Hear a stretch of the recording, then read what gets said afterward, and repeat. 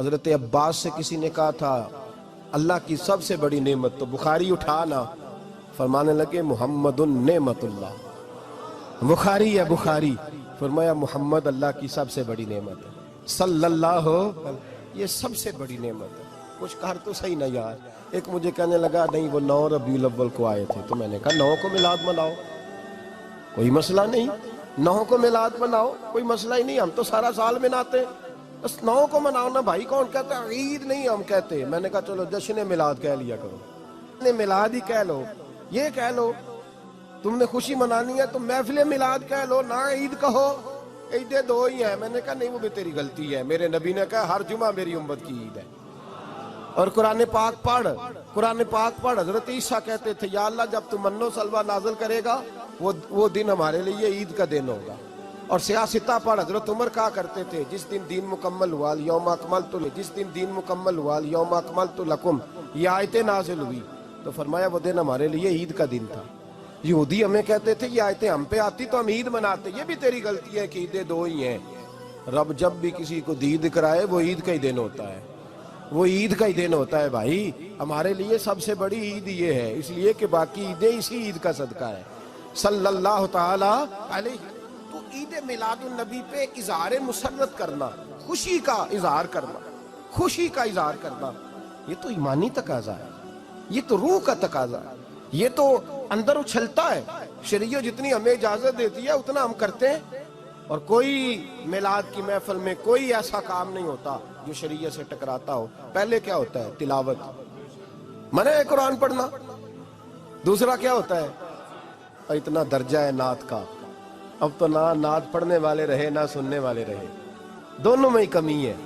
اور میں اکثر کہتا ہوں نعت پڑھنا اتنا کمال نہیں جتنا سننا کمال ہے، سننے والا کوئی ہونا چاہیے، نعت سننا زیادہ معنی رکھتی ہے۔ اس کی وجہ یہ ہے کہ نعت پڑھنا صحابہ کی سنت ہے اور سننا محمد مصطفیٰ کی سنت ہے، اور سننے والے کا درجہ، ہاں تیرا درجہ زیادہ ہے اگر تو سمجھے تو۔ اور اتنا بڑا درجہ کہ حضرت احسان بن ثابت نعت پڑھے تو نبی پاک اپنی چادر ممبر پہ بچھائے اور وہ میں نیچے نہ پاڑ، ادھر میرے ممبر پہ بیٹھ کے پاڑ، یہ کوئی معمولی بات ہے؟ رسول اللہ کی نعت سننا، بلغ العلا بے کمال ہی کشف الدجا بے جمال ہی حسنت جمیع۔ شیخ سعدی کہتے ہیں 3 فقرے لکھے تو چوتھا ہوتا ہی نہیں تھا، میں سو گیا، بڑا پریشان تھا کہ چوتھا فقرہ نہیں بن رہا۔ بلغ العلا بے کمال ہی کشف الدجا بے حسنت جمیع، چوتھا لکھا نہیں جاتا تھا، نیند آ گئی، میری آنکھ لگی تو محبوب کا دیدار ہوا۔ حضور نے فرمایا پریشان پڑے ہو؟ میں نے کہا محبوبہ 3 لکھے ہیں چوتھا بن ہی نہیں رہا۔ حضور نے فرمایا چل سنا نا مجھے، یہ چھوٹا نعت پڑھنا کوئی چھوٹا کام ہے؟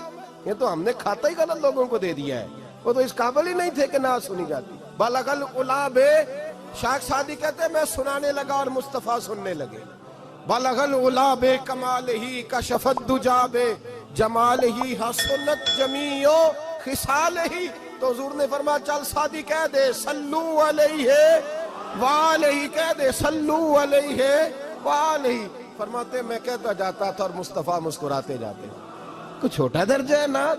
نعت تو ایمان ہے، نعت تو طاقت ہے، نعت تو تیری روح کو بیدار کرتی ہے، پر شرط ہے نعت ہو، شرط ہے، شرط یہ تقاضا ہے میں نعت ہو، وہ نہ ہو کہ نعت پڑھے نا۔ میرے حضرت صاحب فرماتے ہیں نعت کا مقصد ہے جب بندہ نعت پڑھے تو اس کا دل نبی پاک کے گنبد کی طرف جائے، جب نعت سنے تو اس کی توجہ رسول پاک کی جانب جائے، یہ نہ ہو کہ نعت سنے تو توجہ گانے کی جانب جائے، یہ نہ ہو کہ نعت ہو رہی ہو تو لوگ کہیں، میرے کان میں لوگ کہہ دیتے، آپ یقین کریں محفل میں بیٹھے لوگ کہتے ہیں فلانے گانے کی طرز پہ لاندہ جی، تو کدھر گیا دھیان اس کا؟ یہ نعت تو نے پڑھی ہے، یہ نعت سنی نہیں آج تک؟ ہاں اگر نعت پڑھنی ہو تو علامہ اقبال کی لکھی ہوئی پڑھا کر، اگر نعت پڑھنی ہو تو شیخ سعدی کی لکھی پڑھا کر، اگر نعت پڑھنی ہو تو حضرت احسان بن ثابت کی لکھی پڑھا کر، اور اگر تیرا دل کرے کہ نعت بھی ہو، جذبات بھی ہو، حسن بھی ہو، علم بھی ہو، عمل بھی ہو، قرآن بھی ہو، حدیث بھی ہو، تو پھر امام محمد رضا فاضل بریلوی کی پڑھا کر، پھر اعلیٰ حضرت کی پڑھا کر، تجھے پتا چلے چمک تجھ سے پاتے ہیں سب پانے والے، میرا دل بھی چمکا دے چمکانے والے۔ اعلیٰ حضرت کہنے لگے یا رسول اللہ میری سفارش نہ کرو، ڈر لگتا ہے، ڈر لگتا ہے، قیامت کی رات بڑی گہری ہے، سفارش نہ کرو، اس طرح کرو میرا بازو پکڑو اور جنت تک پہنچا کے آؤ، میرا بازو پکڑو اور جنت تک. کہتے میں مجرم ہوں آقا مجھے ساتھ لے لو. سونے نہ ڈر لگتا ہے. وہ بچہ کہتا ہے میں نے نہیں باہر جانا، اندھیری رات ہے. ابا جی نال چلو. تو بلا مثال بلا تشبیہ صرف سمجھانے کے لیے، کسی کوئی بڑا ساتھ ہو تو ڈر نہیں لگتا. یہ نعت ہے نا، چمک تجھ سے پاتے ہیں سب پانے والے، میرا دل بھی چمکا دے چمکانے والے. کہتے ہیں یا رسول اللہ محشر کی رات بڑی گہری ہے، میں مجرم ہوں آقا مجھے ساتھ لے لو کہ رستے میں ہیں جا بجا تھانے والے. سونے جرم کر کے آیا اور پکڑا نہ جاؤں کہیں، مہربانی کر مجھے پردوں میں چھپا لے، مجھے مدثر اور مزمل کی چادر کے نیچے کر لے، میں مجرم ہوں آقا مجھے ساتھ لے لو کہ رستے میں ہیں جا بجا تھانے والے. اور پھر تڑپ اٹھے، کہنے لگے کوئی یہ نہ سمجھے وہ چلے گئے، تو زندہ ہے واللہ تو زندہ ہے واللہ، میری چشم عالم سے چھپ جانے والے، میری چشم عالم سے چھپ جانے